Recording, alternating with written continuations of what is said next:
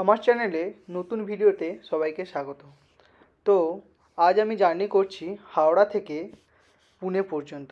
তো এখন বাজে ঘড়ির কাঁটায় 9:40 মতো। আমি স্টেশনের মধ্যে প্রবেশ করলাম। প্রবেশ করে দেখলাম খুবখানি মানুষের ভিড়। তো আমি প্রথম ভাবলাম 10টার সময় এত ভিড় কেন। দেন আমি যখনই ট্রেনের টাইম টেবিলটার দিকে তাকালাম, দেখলাম সবার মতো আমার ট্রেনের লেট। আমি আজ জার্নি করছি পুনে আজাদিন এক্সপ্রেস, যার হাওড়াতে ছাড়ার সময় 9:45, কিন্তু আমার ট্রেনের টাইম দেখাচ্ছে রাত্রি 1টা। যাই হোক, চলুন অপেক্ষাই করি, দেখি শেষ পর্যন্ত ট্রেন কখন আসে।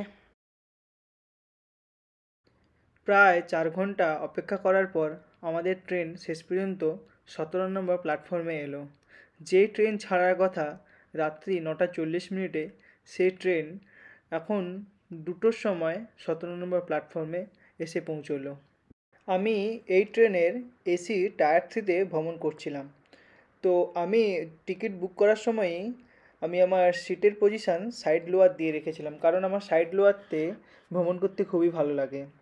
তো এরা সাধারণত একটা বালিশ, তার সাথে 2টো বেডশিট আর একটা কম্বল দিয়েছিল, যেটা আমার তো খুবই ভালো লেগেছিলো, খুব পরিষ্কারও ছিল। তো আপনারা অবশ্যই কমেন্ট করে জানাবেন আপনাদের ট্রেনে কোন সিটটা সবথেকে বেশি পছন্দের। এখন আপনারা বাইরের মনোরম দৃশ্যটা দেখতে থাকুন।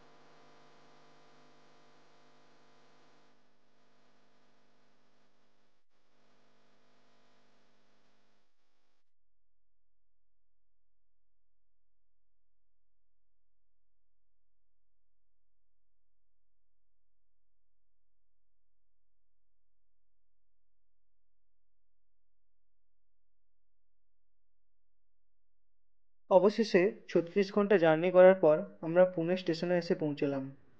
এখন ঘড়ির কাঁটায় ঠিক সন্ধে 6:10। আমাদের নামার কথা সকাল 7:45। প্রায় 10 ঘন্টা ট্রেন লেট বলতেই পারো।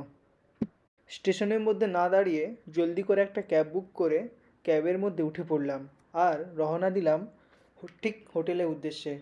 কোন হোটেলে থাকছি আর কোথায় থাকছি, কেনই বা পুনে এসেছি, তা নিয়ে একটা আলাদা ভিডিও আমি অবশ্যই বানিয়ে দেব।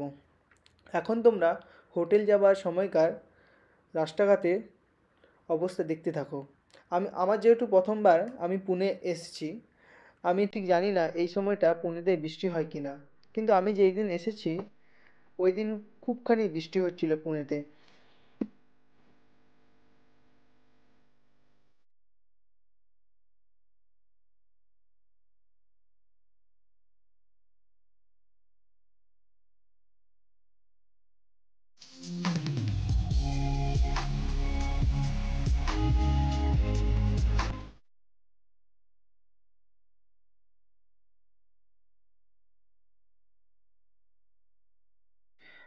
আজকের এই ভিডিওটা এখান পর্যন্তই থাক। যদি তোমাদের এই ভিডিওটা ভালো লাগে তাহলে অবশ্যই লাইক, শেয়ার আর চ্যানেলটা সাবস্ক্রাইব করে দিও। আবার কোনো একটা নতুন ভিডিওতে তোমাদের সঙ্গে অবশ্যই দেখা হবে।